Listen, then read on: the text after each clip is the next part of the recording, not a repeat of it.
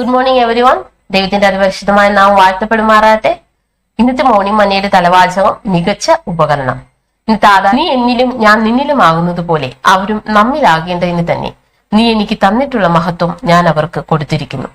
Swiss സൈനിക കത്തി സ്വന്തമാക്കുന്നത് പോലെ മറ്റൊന്നില്ല എന്നാണ്. 1891 ആദ്യമായി മൾട്ടി ടൂൾ പോക്കറ്റ് നൈഫിനകത്ത് നിർമ്മിതമായത്. അതായത് സ്ക്രൂ ഡ്രൈവറും കാർ ഓപ്പണറും നെയിൽ ഫയലും എല്ലാം ഇതിനകത്ത് ഉൾപ്പെടുത്തിയിരുന്നു. പലതരം ടൂളുകളും ഇതിൽ കൂടുതൽ പലതരം ടൂളുകളും ഇതിനകത്ത് ഉൾപ്പെടുത്തിയിരുന്നു. സ്വിറ്റ്സർലൻഡിന്റെ അങ്കിയ ക്രോസ് ലോഗോ ഉപയോഗിച്ച് ഇത് ചുവന്ന ക്രോസ് ലോഗോയുള്ള ചുവന്ന ഹാൻഡിൽ ഉപയോഗിച്ച് നിങ്ങൾക്ക് എപ്പോഴും ഈ കത്തി തിരിച്ചറിയാനാവുമെന്നാണ്. നിങ്ങളുടെ കത്തിയിൽ കൂടുതൽ ടൂളുകൾ ഉണ്ടായിരിക്കുന്നതിന് വേണ്ടി സ്വിസ് ചാമ്പ് എന്ന് പറയുന്ന വേറൊരു സാധനമുണ്ട്. അതിൽ 33 ഫങ്ഷൻസ് ഉള്ളതും 8 ലെയർ ടൂളുകളും ഉപകരണങ്ങളും അതിനകത്ത് ഉണ്ടെന്ന് നമുക്ക് മനസ്സിലാക്കുന്നു. അതിൽ കൂടുതൽ ഒത്തിരി സാധനങ്ങൾ കൊള്ളുന്നതായ വേറൊരു ടൂളുണ്ട്. ബെങ്കർ ജയന്റ് എന്ന് പറയുന്ന വേറൊരു ടൂൾ ലഭിക്കുന്നതായിരിക്കും. ഇതിനകത്ത് 141 ഫങ്ഷൻസും 87 കാര്യങ്ങൾ നടപ്പിലാക്കുന്നതിനുള്ള ടൂൾസും ഉൾപ്പെടുത്തിയിട്ടുണ്ടെന്നാണ്. ഇതിന് 9 ഇഞ്ച് വീതിയും 2 പൗണ്ട് ഭാരവുമുണ്ട്. അതിന്റെ വില തന്നെ $1400 ആണെന്ന് മനസ്സിലാക്കുന്നു. എന്നാൽ നമ്മുടെ സഭയുടെ ഏറ്റവും ശക്തമായ സാക്ഷീകരണം എന്താണ് അല്ലെങ്കിൽ ഏതാണ് എന്നാണ് നമ്മൾ ഇന്ന് ചിന്തിക്കുന്നത്. ശരിക്കും പ്രാദേശികമായ ക്രിസ്ത്യൻ പുസ്തകശാലകളിലൊന്നും ഈ ശക്തമായ ഈ സുവിശേഷണത്തെ നമുക്ക് ലഭിക്കത്തില്ല. യഥാർത്ഥത്തിൽ നമ്മൾ നോക്കുമ്പോൾ സ്നേഹപൂർവമായ ഐക്യത്തോട് ജീവിക്കുന്ന ക്രിസ്ത്യാനികളെക്കാൾ വേറൊന്നും തന്നെ വളരെ ശക്തമായ ഒരു ടൂള് നമുക്ക് സാക്ഷീകരണത്തിന് വേണ്ടി ഇല്ല എന്നാണ് നമ്മൾ ഇന്ന് മനസ്സിലാക്കുന്നത്. അതായത് നമ്മളെല്ലാവരും എന്താണ് ക്രിസ്തുവിൽ എല്ലാ കാര്യങ്ങളും പഠിച്ച് ജീവിക്കുന്നത് പോലെ തന്നെ നമ്മൾ എപ്പോഴും സ്നേഹത്തോടെ ഐക്യത്തോടുകൂടി ഇരിക്കണം. അതാണ് നമ്മുടെ ഈ സാക്ഷ്യം മറ്റുള്ളവർക്ക് എത്തിക്കാനുള്ള ഏറ്റവും വലിയൊരു ഉപകരണമായി പ്രവർത്തിക്കുന്നത്, ടൂളായി പ്രവർത്തിക്കുന്നതെന്ന് നമ്മൾ ഇന്ന് മനസ്സിലാക്കുന്നുണ്ട്. യോഹന്നാന്റെ സുവിശേഷം 17 അധ്യായം 23 വാക്യത്തിലേക്ക് പോകുമ്പോൾ നീ എന്നെ അയച്ചിരിക്കുന്നുവെന്നും നീ എന്നെ സ്നേഹിക്കുന്നത് പോലെ അവരെയും സ്നേഹിക്കുന്നുവെന്നും ലോകം അറിവാൻ നാം ഒന്നായിരിക്കുന്നത് പോലെ അവരും ഒന്നാകേണ്ടതിന് ഞാൻ അവരിലും നീ എന്നിലുമായി അവർ ഐക്യത്തിൽ തികഞ്ഞവരായിരിക്കേണ്ടതിന് തന്നെ നമ്മളിവിടെ വായിക്കുന്നു. ശരിക്കും നമ്മൾ എന്താണ് കർത്താവായ യേശു ക്രിസ്തു നമ്മളിലേക്ക് വന്നതുപോലെ പിതാവായ ദൈവം നമ്മളിലേക്ക് അയച്ചിരിക്കുന്ന പോലെ നമ്മളെല്ലാവരും എന്താണ് യേശുവിൽ വിശ്വസിക്കുമ്പോൾ സ്നേഹത്തോടെ ഒന്നായിരിക്കണമെന്ന് ഇതിൽ നിന്ന് നമ്മെ മനസ്സിലാക്കുന്നുണ്ട്. ഇങ്ങനെയാണ് നമുക്ക് ഈ കർത്താവായ യേശുവിന്റെ രക്ഷയുടെ സുവിശേഷം മറ്റുള്ളവർക്ക് ഏറ്റവും നന്നായിട്ട് എത്തിക്കാൻ കഴിയുള്ളൂ എന്നുകൂടെ നമ്മൾ ഇന്നത്തെ മോർണിംഗ് മന്നയിൽ മനസ്സിലാക്കുന്നുണ്ട്. യോഹന്നാൻ എഴുതിയ സുവിശേഷം 13 അധ്യായം 34 വാക്യത്തിലേക്ക് പോകുമ്പോൾ തമ്മിൽ സ്നേഹിക്കണം എന്ന് പുതിയൊരു കൽപ്പന ഞാൻ നിങ്ങൾക്ക് തരുന്നു. ഞാൻ നിങ്ങളെ സ്നേഹിച്ചതുപോലെ നിങ്ങളും തമ്മിൽ സ്നേഹിക്കണം എന്ന് തന്നെയാണ്.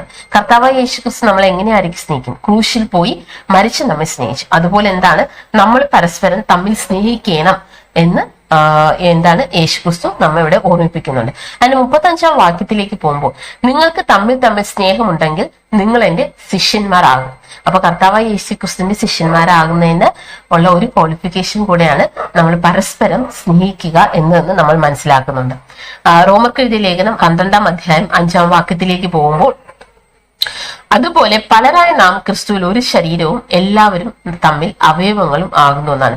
അപ്പൊ കർത്താവായ യേശു ക്രിസ്തുവിൽ നമ്മൾ എല്ലാവരും എന്താണ് ഒരു ശരീരമായി തീരുന്നു. ഒരു ശരീരത്തിന്റെ പല അവയവങ്ങളാണെങ്കിൽ കൂടിയും ഒരു ശരീരമാണ് എന്ന് നമ്മളിവിടെ പഠിക്കുന്നുണ്ട്. അപ്പൊ ഈ വാക്യങ്ങളെല്ലാം നമ്മൾ മനസ്സിലാക്കി തരുന്നത് നമ്മുടെ സ്നേഹത്തോടുള്ള ഒത്തൊരുമയാണ്, നമ്മുടെ ഐക്യത്തെയാണ്. നമ്മൾ പരസ്പര സ്നേഹത്തോടെ ഐക്യത്തോടുകൂടെ പ്രവർത്തിക്കുകയാണെങ്കിൽ ഈ സാക്ഷികളും എല്ലാവരിലേക്കും എത്തിക്കുന്നതിനുള്ള ഏറ്റവും നല്ലൊരു ടൂൾ അല്ലെങ്കിൽ നല്ലൊരു ഉപകരണമായി പ്രവർത്തിക്കുമെന്ന് നമ്മൾ മനസ്സിലാക്കുന്നുണ്ട്. അതായത് കർത്താവായ യേശു ക്രിസ്തുവിന്റെ മരണത്തിന്റെ തലേ ദിവസം തന്നെ ശിഷ്യന്മാരോട് യേശു ക്രിസ്തു സ്വർഗത്തെ കുറിച്ച് പറഞ്ഞപ്പോഴും ശിഷ്യന്മാരുടെ ഇടയിലുണ്ടായ ഒരു ക്വസ്റ്റ്യൻ എന്ന് വെച്ചാൽ ആരായിരിക്കും സ്വർഗത്തിലെ ഏറ്റവും ഉന്നതൻ, ഞാനായിരിക്കോ നീ ആയിരിക്കോ എന്നുള്ള ചിന്തയിലായിരുന്നു.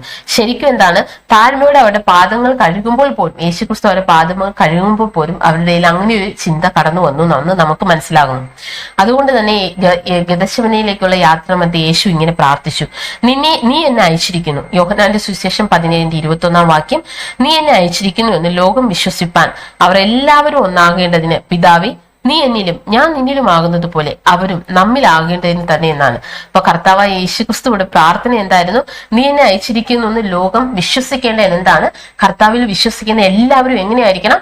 ഐക്യത്തോടെ സ്നേഹത്തോടെ ഒന്നായി തീരണമെന്നാണ് ഈ വാക്യം നമ്മോട് സംസാരിക്കുന്നത്.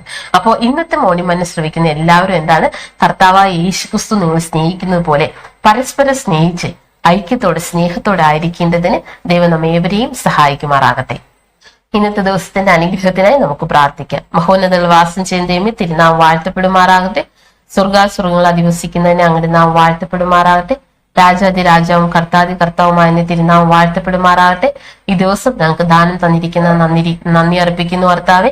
ദൈവമേ, ഈ ദിവസം കാണാതെ ഒത്തിരി പേര് ഈ ലോകത്ത് നിന്ന് മാറ്റപ്പെട്ടപ്പോൾ അവരെക്കാട്ടി നമ്മൾ നല്ലവരല്ലെങ്കിൽ കൂടിയും ദൈവം നമുക്ക് ഈ ദിവസം ദാനമായി തന്നിരിക്കുന്നതിന് നന്ദി അർപ്പിക്കുന്നു കർത്താവെ. തീർച്ചയായിട്ടും ഞങ്ങളുടെ എല്ലാവരുടെ കൂടെയും ഇവിടെ നിന്നുണ്ടായിരിക്കുമാറാണമേ എന്ന് പ്രാർത്ഥിക്കുന്നു. പരിശുദ്ധാത്മാവിനാൽ ഞങ്ങൾ ചെയ്യുന്ന പ്രവൃത്തികളെല്ലാം, സംസാരങ്ങളെല്ലാം, നോട്ടങ്ങളെല്ലാം നയിക്കപ്പെടേണ്ടതിന് ദൈവോടൊന്ന് സഹായിക്കുമാറാണമേ എന്ന് പ്രാർത്ഥിക്കുന്നു കർത്താവെ. ദൈവപ്രസാദത്തിന് വേണ്ടി നമ്മൾ ജീവിപ്പാൻ സഹായിക്കുമാറാണ്. ദൈവത്തിന് അനിഷ്ടമായ യാതൊരു പ്രവൃത്തിയും ചിന്തയും വികാരവും ഒന്നും ഞങ്ങൾ നിന്ന് വരാതിരിക്കേണ്ടതിന് പരിശുദ്ധാത്മാവിനെ ഞങ്ങളെ കാത്തുകൊള്ളുമാറാണ്. ഞങ്ങളുടെ ഇന്നത്തെ ആവശ്യങ്ങളെല്ലാം നിറവേറ്റിക്കൊണ്ട് ദൈവത്തോട് നന്ദിയുള്ളവരായിരിക്കാൻ ഞങ്ങളെ സഹായിക്കണമെന്ന് യേശു ക്രിസ്തു നാമത്തിൽ താഴ്മയെ യാചിക്കുന്നു. പ്രാർത്ഥന കേട്ട് അനുഗ്രഹിക്കണം പ്രിയ പിതാവേ. Amen. Have a nice day. God bless you all.